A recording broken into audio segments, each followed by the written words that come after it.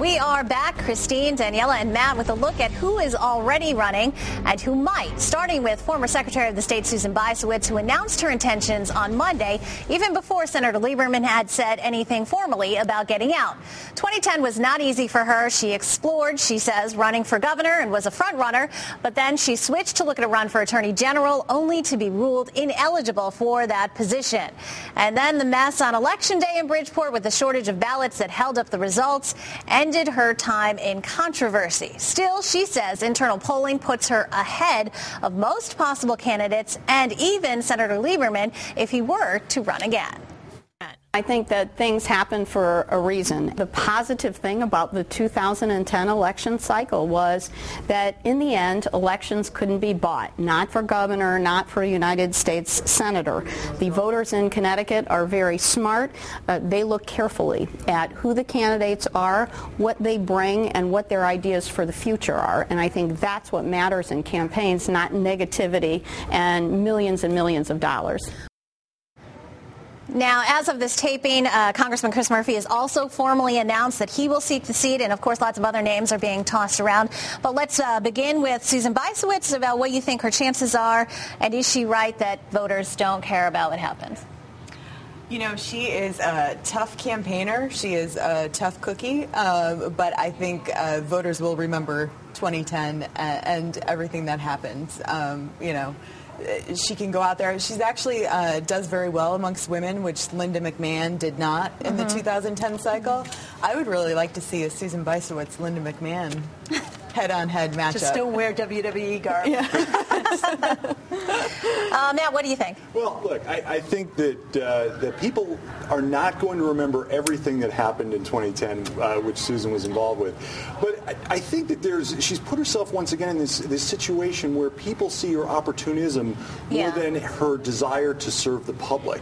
And I think she set herself up again for that. I mean, noticing her rush to announce only 4 days after saying that she had no intention to run.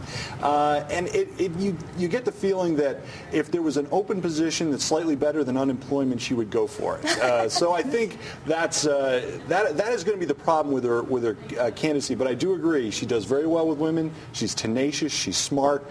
She's going to be a formidable candidate. And she does have extraordinary name recognition as well. I mean, she's been a figure in the state for many years, and people know who she is. She has been to all those little towns Yes. In the 2nd Congressional District, which actually, so Joe Courtney has also been mentioned as a candidate.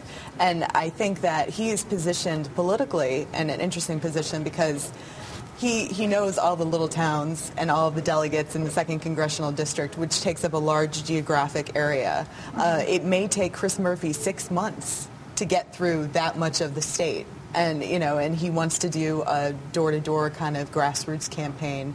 But it's going to take a lot of effort to get to some of those towns. Right. Do you think Joe Courtney makes a decision soon? Well, I think you have to make your decision soon if you're going to run, just because of the amount of money you're going to have to raise. So. Yeah, I think if you look at the money he needs to raise, the organization he needs to get out there, he's going to have to make a decision and make it public very, very soon. I think he's, because of coming from that part of the state, he's actually in a pretty good position as kind of an independent, non-Washington figure when running statewide. So I think there's some strength from coming to that part of the state, because down there they don't care that much about what you do in Washington. They want to know that they know you as a real person and somebody who cares about their concerns, whether you're in Sterling or Yantic. They want to know. So what did you think of the Courtney video announcement? Did you see it? The Murphy? I'm sorry, the Murphy. Yeah, I'm like, oh, you didn't see the Courtney one? Yeah. No, the Murphy video announcement. I thought it was pretty good. You know, it kind of said, you know, I'm out there. I'm willing to not be kind of this highfalutin career politician. I'm the kind of guy you're going to see when you open your door. So I thought it was a nice opening ad. Yeah, he said it kind of symbolized, or was kind of the symbol of what he wants his campaign to be like grassroots, as it was, you know, the first time that he ran, when you could see him. I mean, literally, I remember seeing the guy on like the corner. Everybody's door. I know. Running a statewide campaign. I know. Yeah. So he has to have an infrastructure set up to do that.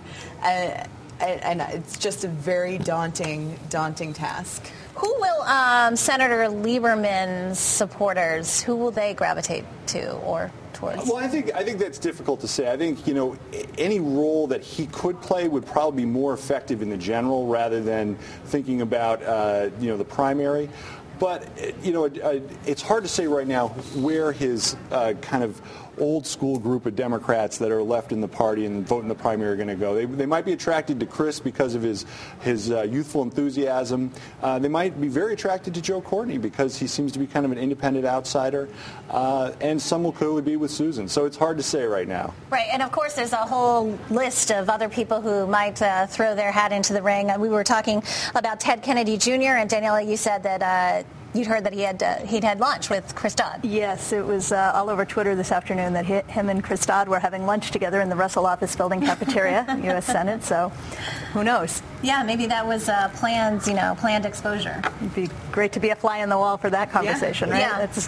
Yeah, I mean, someone at the Lieberman announcement said that we should expect a lot of non-elected officials. I don't know. I mean, that's just one coming up. But, of course, we've heard about Lieutenant Governor Michael Fedeli. I heard you told me, right? Ned Lamont was not likely. Yeah, Ned Lamont, I've spoken with him. He's not going to be running in this race. Same thing to me. But I mean, going to Ted Kennedy Jr., I mean, he has tried to create more and more of a profile for himself here in Connecticut, especially in Democratic Party circles. Is he a Connecticut resident? Yes, he is.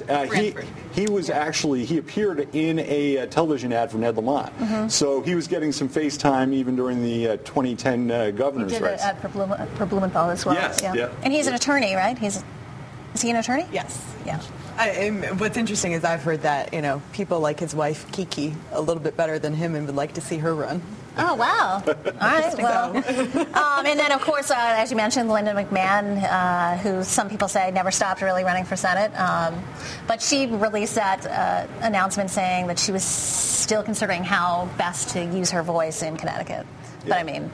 But she still has another $50 million she could spend. So, she may decide to, articulate that way.